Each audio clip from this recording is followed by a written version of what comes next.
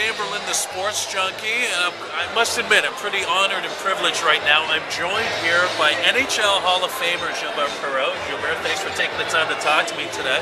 Nice to be here. Well, we're here at the Scotiabank Pro-Am, which is basically an event, a hockey tournament that's raising money and awareness for Alzheimer's research. It's put on by the good people at Baycrest.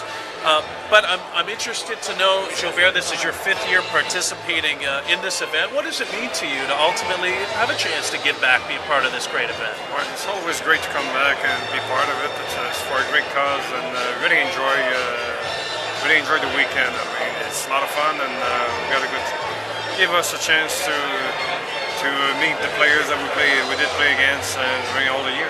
You imagine there's still some heated rivalries that are going to take place this week? Any elbow, sharpening up the elbow pads at all, getting ready for this one? Well, the game has changed. It's not the same. We all older now. We got smarter. Hey, you know what? I'm interested though. That's you bring up the point that the game has changed. Let me ask you. Obviously, a Hall of Fame career. You tore it up in the 70s and 80s. How much do you really feel the game has changed in the last 20 years? I mean, we're seeing some epic playoff hockey right now. What do you think are the biggest changes? Well, I think today the special units are really important in the game. You don't see too many goals 5 against 5. You see, if you have a good power play or a good penalty killing, I mean, you got a pretty good chance to win the game.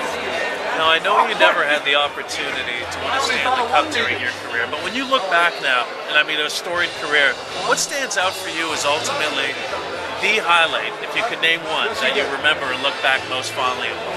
Every year was a highlight to me. I mean, first year in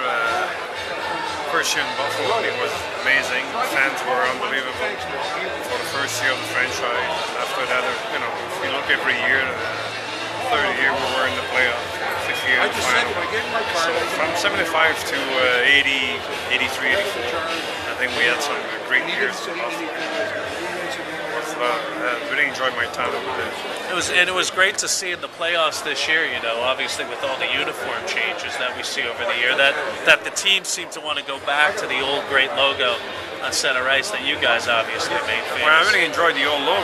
I mean, this is we had this one for so many years, and I hope they're going to keep it because it's a nice one. And I think there's something to be said for the history that it represents too. I mean, with new fashion, as we know, it's trendy and it's in one day and it's out the next. But when you talk about those years in the late 70s and early 80s, that's what makes the logo great. It's those that's great, right. You're right about teams. that. But I mean, this is a big business. Hockey is a big business. So they, they want to try different things. And the NHL wants to try different things. So I don't mind about it. Well, I imagine you were probably rooting wholeheartedly for the Sabres this year. It didn't quite work out in their first round loss to the Bruins. But if I were to ask you right now, your prediction, who's going to win the Cup and your pick for the Conn Smythe Trophy, I'm asking you to put that thinking cap on. Who would you think it's going to be this year?